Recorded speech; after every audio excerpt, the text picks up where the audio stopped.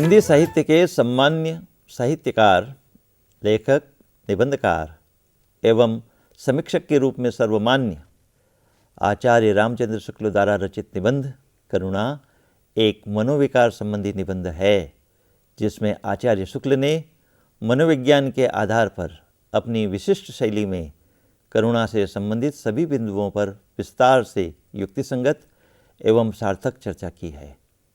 मनोविकार और भावपूर्ण निबंधों की श्रृंखला में करुणा नामक इस निबंध का विशेष स्थान है। आचार्य शुक्ल ने अपने इस निबंध में करुणा का संबंध क्रोध, आनंद, सज्जनता, शीलता और सांसारिकता से जोड़ते हुए उसमें करुणा के महत्व को प्रतिपादित किया है। किसी भी गद्यांश की व्याख्या करने के लिए सबसे पहले प्रस्तुत गद्यांश, जिसे अवतरण भी कहते हैं, का संदर्भ प्रस्तुत करना चाहिए।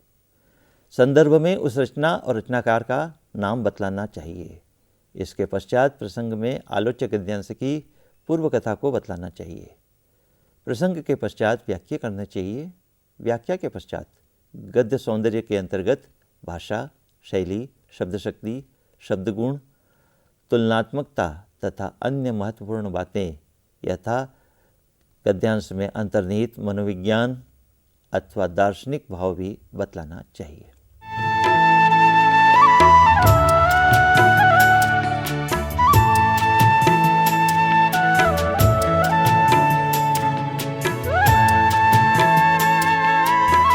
दूसरों के उपस्थित दुख से उत्पन्न दुख का अनुभव अपनी तीव्रता के कारण मनोविकारों की श्रेणी में माना जाता है, पर अपने भावी आचरण द्वारा दूसरों के संभाव्य दुख का ध्यान या अनुमान, जिसके द्वारा हम ऐसी बातों से बचते हैं जिनसे अकारण दूसरों को दुख पहुँचे, शील या साधारण सद्वृत्ति के अंतर्गत समझा जाता है।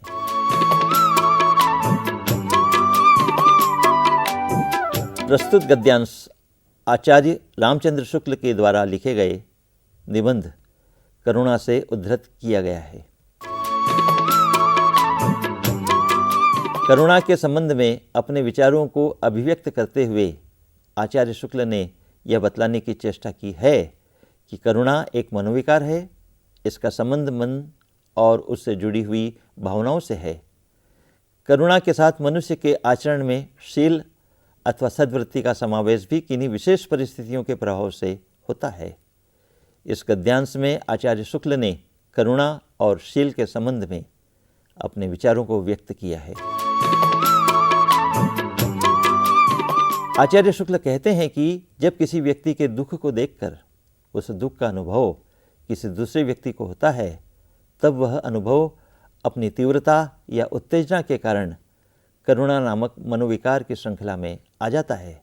किंतु इसी के समानांतर जब कोई व्यक्ति इस बात का पूर्वानुमान लगा ले कि उसके किसी आचरण या व्यवहार या क्रिया या किसी बात से किसी अन्य व्यक्ति को दुख न पहुँचे और ऐसा सोचकर वह अपने व्यवहार को संयत कर ले, तो उसका यह व्यवहार साधारण सात्विक वृत्तिजन्य सद्भाव अथवा शील व्यवहार बन जाएगा। यह करुणा से भी अधिक ऊपर की उच्च सात्विक अवस्था है, जो बहुत कम किंतु बहुत उच्च कोटि के मनुष्यों के व्यवहार एवं व्यक्तित्व में पाई जाती है। आचार्य शुक्ल ने आलोच्य अवतरण में शील और करुणा जैसे महत्वपूर्ण मनोविकारों की चर्चा कर अपने मनोविज्ञान विषयक ज्ञान का बहुत अच्छा उदाहरण प्रस्तुत किया है। आलोच्य गद्यांश में हिंदी की खड़ी बोली का प्रयोग हुआ है। प्रयुक्त भाषा में संस्कृत के तत्सम एवं तद्भव शब्दों का अद्भुत प्रयोग हुआ है। आलोच्य गद्यांश में अमिधा शब्द शक्ति का प्रयोग हुआ है। आलोच्य गद्यांश में प्रसाद शब्द गुण का प्रयोग हुआ है। इस गद्यांश का पहला वाक्य दूसरों के उपस्थित दुख से उत्पन्न दुख का अनुभव अपनी तीव्रता के कारण मनोविकारों की श्रेणी में माना जाता है, पर अपने भावी आचरण द्वारा दूसरों के संभाव्य दुख का ध्यान या अनुमान, जिसके द्वारा हम ऐसी बातों से बचते हैं जिनसे अकारण दूसरे को दुख पहुँचे, शील या साधारण सद्वृत्ति के अंतर्गत समझा जाता है। सूत्र वाक्य है, जिसे समास शैली में लिखा गया है। इसके पश्चात अनुच्छेद का शेष अंश व्यास शैली में है, जिसमें पहले वाले वाक्य को समझाया गया है। आचार्य शुक्ल के निबंध लेखन की यह एक महत्वपूर्ण विशेषता है। इस गद्यांश में मनोविज्ञान और मानव मन के मनोविकार, करुणा और शील की बहुत अच्छी व्याख्या की गई है। झूठ बोलने से बहुधा बड़े बड़े अनर्थ हो जाते हैं।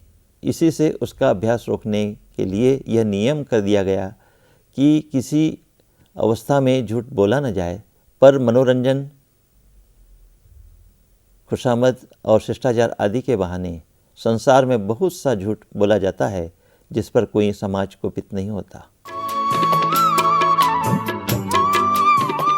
झूठ बोलने से बहुधा बड़े बड़े अनर्थ हो जाते हैं। इसी से उसका अभ्यास रोकने के लिए यह नियम कर दिया गया है कि किसी अवस्था में झूठ न बोला जाए, पर मनोरंजन, खुशामद और शिष्टाचार आदि के बहाने संसार में बहुत सा झूठ बोला जाता है, जिस पर कोई समाज कुपित नहीं होता।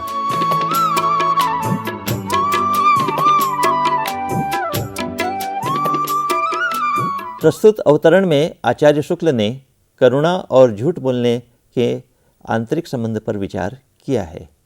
दोनों की तुलना करते हुए लेखक ने झूठ बोलने की प्रासंगिकता पर अपने विचार व्यक्त किए हैं।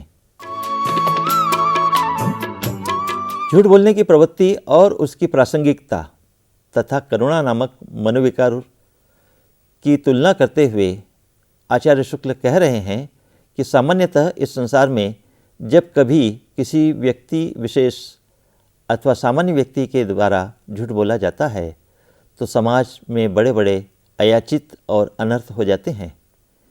इसलिए हमारी भारतीय संस्कृति में इस प्रकार की शिक्षा दी जाती है कि किसी भी अवस्था अथवा परिस्थिति में झूठ नहीं बोलना चाहिए।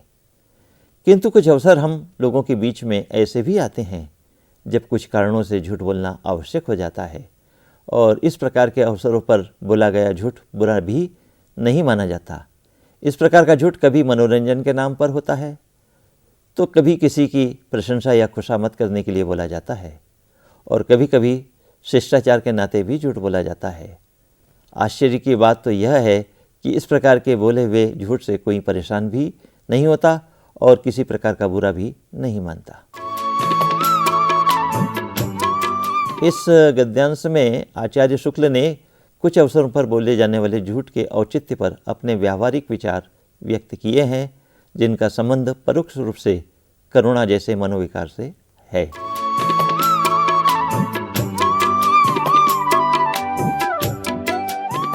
यह बात स्थिर और निर्विवाद है कि श्रद्धा का विषय किसी न किसी रूप में सात्विक शील ही होता है।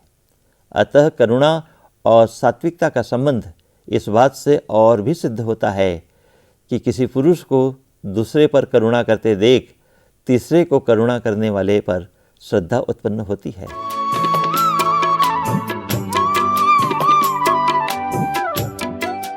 आलोचक गद्यांश में आचार्य शुक्ल ने करुणा और श्रद्धा के बीच के संबंध को व्याख्यायित किया है। आचार्य शुक्ल कहते हैं कि किसी भी व्यक्ति के मन में उत्पन्न होने वाला श्रद्धा का भाव एक प्रकार से सात्विक मनोवृत्ति और उसकी चिंतनपरक शालीनता का परिचायक है। जब कोई व्यक्ति किसी दूसरे व्यक्ति को दुखी देखकर उस पर दया या करुणा करता है, तो उसके ऊपर की गई करुणा को देखकर तीसरे व्यक्ति के मन में पहले वाले व्यक्ति के प्रति श्रद्धा का भाव उत्पन्न होता है। यह एक स्वाभाविक और सात्विक प्रक्रिया है।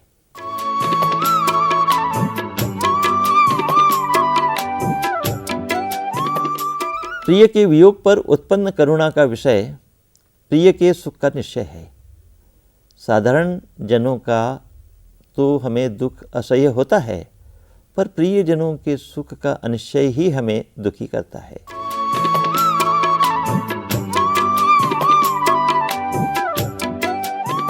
प्रस्तुत अवतरण में आचार्य शुक्ल ने करुणा, सुख और दुख की स्थितियों पर विचार किया है। आचार्य शुक्ल कहते हैं कि जब हमारे अपने किसी प्रिय व्यक्ति का बिछोह होता है, तो उस वियोग के द्वारा हमारे अंतर्मन में करुणा का जो भाव जागृत होता है वह इस बात का परिचायक होता है कि हम अपने उस बिछड़े हुए परिजन से मिलने वाले सुख से वंचित होने के कारण दुखी हो गए हैं। यहाँ सुख के निश्चय की बात स्पष्ट है। साधारण व्यक्तियों को दुख तो निश्चित ही सबको सहन नहीं होता, किंतु अपने किसी प्रिय व्यक्ति के उस सुख का अनिश्चय ही कि वह हमसे अलग हो रहा है हमारे दुख का कारण बन जाता है। यह अंतर केवल इतना है कि साधारण व्यक्तियों के वर्तमान दुख पर हम दुखी होकर करुणा करते हैं, और दूसरी ओर हम अपने प्रियजनों के वियोग से उत्पन्न दुख की कल्पना मात्र से करुणा मनोवेग से प्रभावित हो जाते हैं।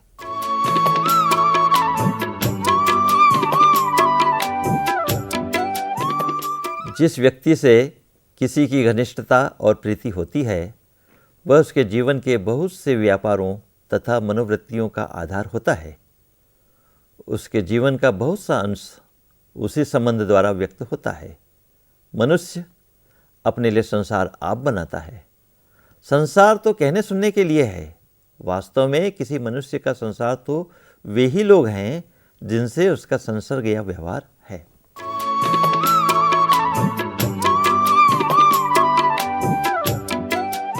आलोच्य अवतरण में आचार्य शुक्ल ने लोक व्यवहार के संबंध में अपने विचार व्यक्त किए हैं।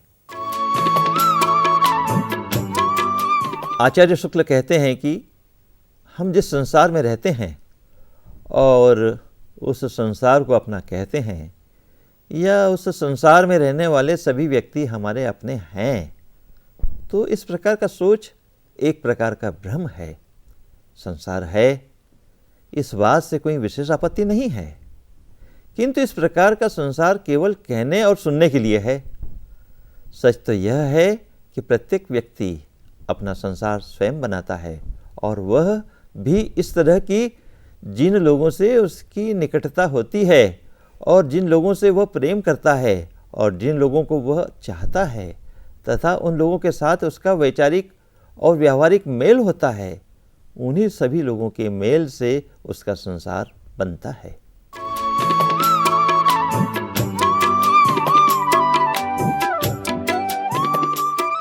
दुखी व्यक्ति जितना ही असहाय और असमर्थ होगा उतनी ही अधिक उसके प्रति हमारी करुणा होगी।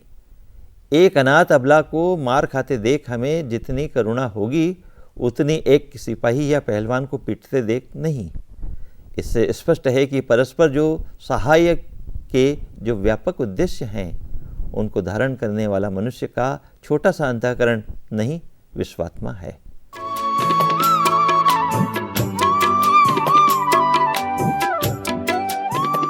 आलोच्य अवतरण में आचार्य शुक्ल ने यह बतलाने की चेष्टा की है कि किसी व्यक्ति विशेष के प्रति करुणा की भावना कितनी और किस सीमा तक होती है। आचार्य शुक्ल कहते हैं कि जब कोई व्यक्ति अधिक दुखी होगा तो उसके दुख को देखकर दूसरे व्यक्ति के मन में उसी दुख के अनुसार करुणा की भावना जागृत होगी।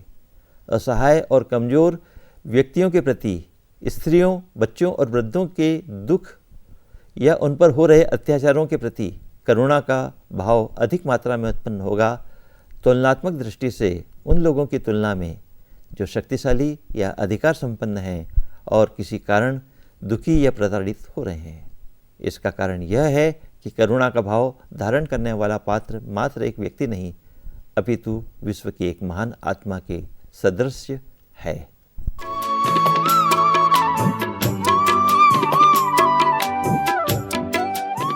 दूसरों के, विशेषतः अपने परिचितों के थोड़े क्लेश या शोक पर जो विवेक रहित दुख होता है उसे सहानुभूति कहते हैं।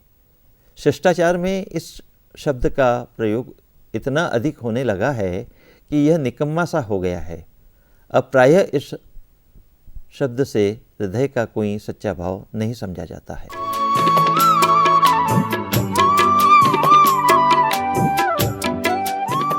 प्रस्तुत गद्यांश में सहानुभूति के संबंध में आचार्य शुक्ल ने अपने विचार व्यक्त किए हैं। आचार्य शुक्ल कहते हैं कि जब समाज में रहने वाला व्यक्ति अपने किन्हीं परिचितों अथवा सामान्य जान पहचान के व्यक्तियों के थोड़े बहुत दुख अथवा उनके परिवार में हुए किसी शोक पर जो गतिहीन दुख का अनुभव करता है वह करुणा नहीं होता। औपचारिक होने से इस प्रकार का दुख मात्र सहानुभूति होता है। आजकल सहानुभूति शब्द का इतना अधिक चलन हो गया है कि यह शब्द एक तरह से अर्थहीन हो गया है।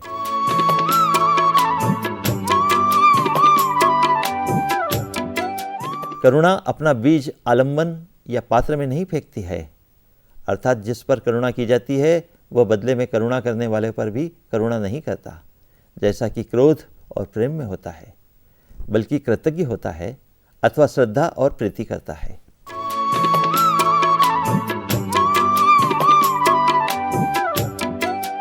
प्रस्तुत गद्यांश में करुणा, श्रद्धा और प्रीति के संबंध में आचार्य शुक्ल ने अपने विचार व्यक्त किए हैं। करुणा पर विचार करते हुए आचार्य शुक्ल कहते हैं कि जिस दुखी व्यक्ति पर करुणा की जाती है उसके बदले में वह दुखी व्यक्ति करुणा करने वाले व्यक्ति के प्रति करुणा का भाव नहीं लाता है। इस स्थिति में उस व्यक्ति के मन में करुणा करने वाले व्यक्ति के प्रति कृतज्ञता और श्रद्धा का भाव उत्पन्न होता है। यहाँ कुछ अवसरों पर श्रद्धा के साथ साथ प्रेम और प्रीति का भाव भी जागृत होते हुए देखा जाता है। यह तो स्पष्ट है कि क्रोध करने वाले व्यक्ति को क्रोध के बदले क्रोध मिलता है और प्रेम करने वाले को प्रेम, किंतु करुणा के बदले करुणा नहीं, श्रद्धा का भाव बदले में मिलता है।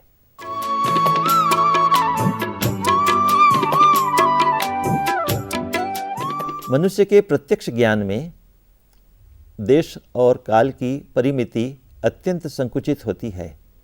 मनुष्य जिस वस्तु को जिस समय और जिस स्थान पर देखता है उसकी उसी समय और उसी स्थान की अवस्था का अनुभव उसे होता है, पर स्मृति, अनुमान या दूसरों के प्राप्त ज्ञान के सहारे मनुष्य का ज्ञान इस परिमिति को लांघता हुआ अपना देश काल संबंधी विस्तार बढ़ाता है।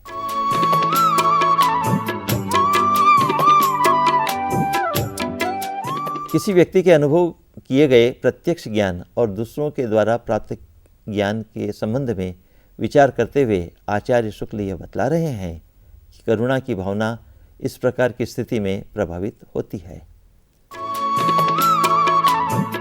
आचार्य शुक्ल कहते हैं कि कभी कभी किसी को पीड़ित होते हुए जो कुछ हम देखते हैं और उस देखे हुए दुख को प्रत्यक्ष दर्शन से हमारे मन में करुणा का जो भाव उत्पन्न होता है वह बाद में अन्य जानकारियों से प्राप्त ज्ञान के आधार पर कम हो जाता है। उदाहरण के लिए यदि कोई व्यक्ति दंडित हो रहा है तो हमें उसके दुख को देखकर दया आएगी, किंतु उसी समय कोई हमें यह बतला दे कि इस व्यक्ति ने भयानक अत्याचार या अपराध किया है तो उस व्यक्ति के प्रति व्यक्त होने वाले करुणा या दया के हमारे भाव में परिवर्तन हो जाएगा।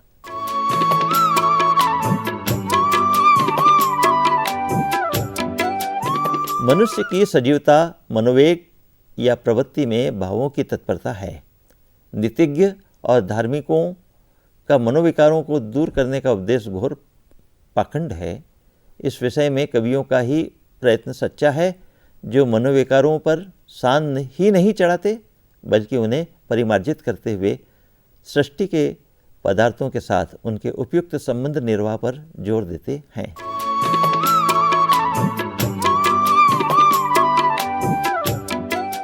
प्रस्तुत पंक्तियों में कवियों और धर्म उपदेशकों के द्वारा मनोविकारों के संबंध में व्यक्त किए जाने वाले विचारों पर चर्चा की गई है। आचार्य शुक्ल कहते हैं कि किसी भी समाज में इस बात का परिज्ञान तभी होता है जब हमें यह पता चले कि उस समाज में रहने वाले व्यक्तियों के मन के आवेगों और उसकी प्रवृत्तियों में विभिन्न प्रकार के भावों की तत्परता है। प्रायः यह देखा गया है कि धर्म के अनुवर्ती कुछ धार्मिक आचार्य मनुष्य के जीवन और व्यवहार में आए हुए मनोविकारों का परित्याग करने की बात करते हैं, किंतु आचार्य शुक्ल इस प्रकार की मनोवृत्ति को उचित नहीं मानते हैं। उनका मत है कि ऐसे लोगों की तुलना में कवियों का कर्म अधिक प्रासंगिक है, क्योंकि वे सामान्य व्यक्तियों के मन में व्यक्तियों के मनोविकारों की शुद्धि करते हुए उन्हें परिमार्जित या समय और परिस्थितियों के अनुसार संशोधित भी करते हैं। आचार्य रामचंद्र शुक्ल ने करुणा नामक निबंध में समाज में रहने वाले मनुष्य के हृदय में उत्सर्जित होने वाले मनोविकार करुणा के संबंध में बहुत ही संयमित ढंग से सहज एवं युक्तिसंगत विश्लेषण किया है। अपने इस निबंध में आचार्य शुक्ल ने मानव मन में पलने वाले इस जटिल किंतु महत्वपूर्ण मनोभाव की वैज्ञानिक धरातल पर जितनी तर्कसम्मत व्याख्या की है उतनी आज तक न तो उनके पूर्व के किसी रचनाकार और न ही उनके बाद के किसी भी रचनाकार ने नहीं की है। भाव, भाषा और निबंध लेखन की शैली की दृष्टि से यह निबंध अपने आप में अन्यतम विशिष्टता लिए हुए है। एक बात और, व्याख्या करते समय विद्यार्थियों को इस बात का विशेष ध्यान देना चाहिए कि वे अपनी बात को सरल और सहजता से अभिव्यक्त करें। व्याख्या करते समय क्लिष्ट भाषा और मुहावरों तथा लोकोक्तियों के प्रयोग से बचें। गद्यांश के मूल भाव पर अपनी दृष्टि स्थिर रखें और जो बात रचनाकार कहना चाहता है वह अवश्य स्पष्ट करें।